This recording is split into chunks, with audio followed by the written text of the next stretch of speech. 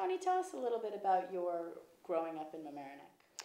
Well, I've lived here except for 3 years of my life, all of my life, and not only have I lived in Mamaroneck all my life, but I've lived on the same street. I live on Waverly Avenue in the Washingtonville neighborhood, and I live in a house that is the second house I've lived in all my life.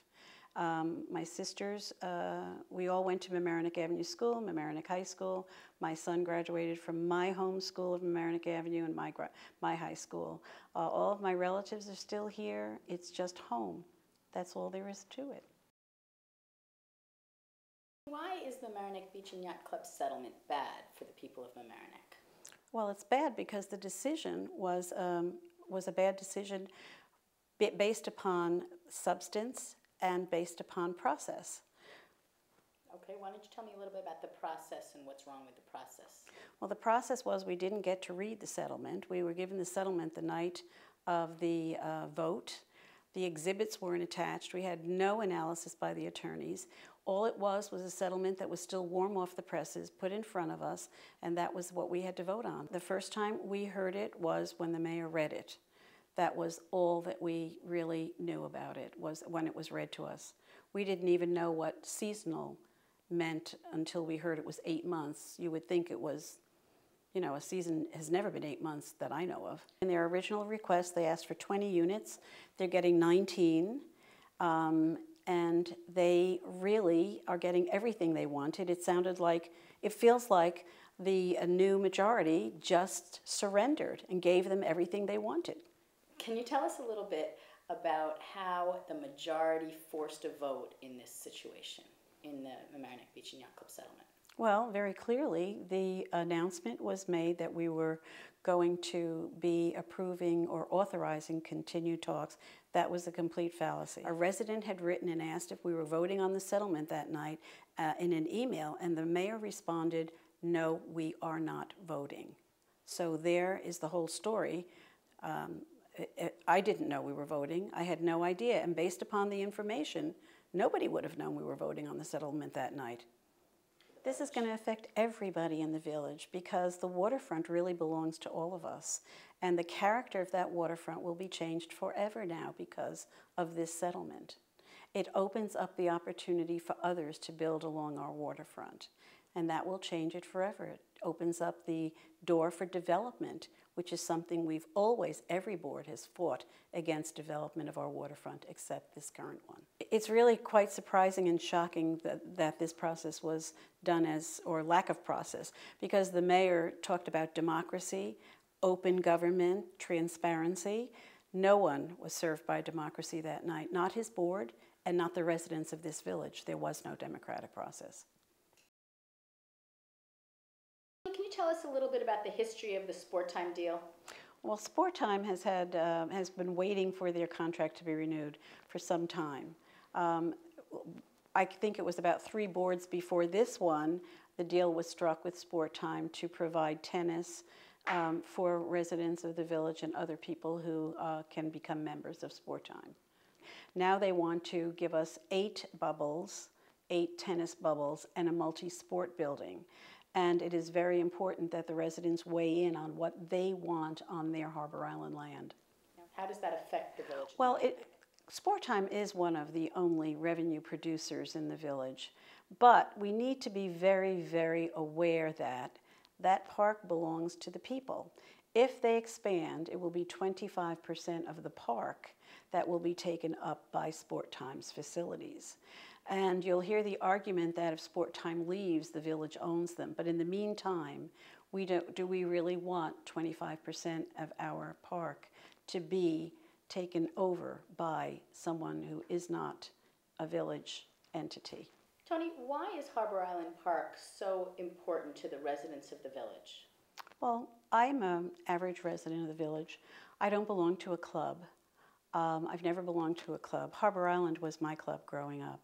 And there are so many families who don't have the opportunity to belong to a club.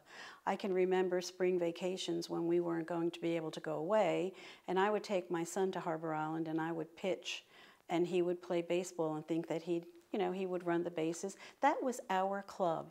it was a great place and it should never change. I mean, change is good, but you shouldn't take that opportunity away from people who have, whose only resource is a place like Harbor Island.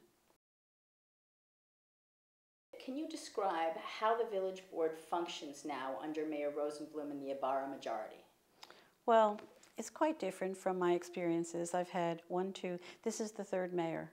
I would say that this has been the least inclusive board that I've worked with, the least inclusive majority. It began even with the reorganization. When we didn't participate at all, we were given a script of what would happen the night of the reorganization. And that included who would nominate and who would be the second of the nomination. That's pretty much how it runs. We get the script, or we hear about things after the fact. Often we've learned from residents that have met with the mayor that they have met, and we haven't known meetings have been held. Just recently a resident wrote thanking him for his time, and he copied all of us. I guess he thought we knew that they'd met on the issue in his neighborhood, and that was the only way we knew that there had been a meeting at all. So this is very much the way it operates. Can you describe what the mayor and the Ibarra majority's plan is for the future of the village? There is no plan. There must be some future plan. Well, if there is, we have not been included in formulating a plan, and I absolutely see only reactions to requests by residents for various things. And there's no research, there's no planning. I'm really used to the boards that sat and set priorities, sat and had a dream for 5 years down the line. We had a vision for this village in the last board, and that's all gone now. We have that vision, had plans, it had ideas, and it had goals and objectives and how we were going to get there.